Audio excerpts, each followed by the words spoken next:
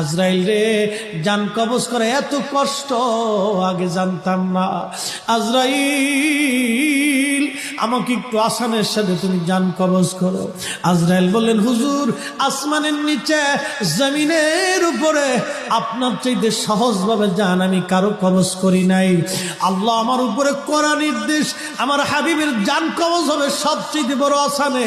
হুজুর, আমি যদি আপনাকে আসানে জান কবজ না করি, নবী গো, আল্লাহর লানতে আমি ধ্বংস হয়ে যাব। ইয়া নবী আল্লাহ, আমি সেই ভয়ে আপনাকে আসানের সাথে জান কবজ করতেছি। হুজুর গো, আপনি নবীর আগে এবং পরে এত আসানে কেন জান কবজ হয় নাই, হবে না।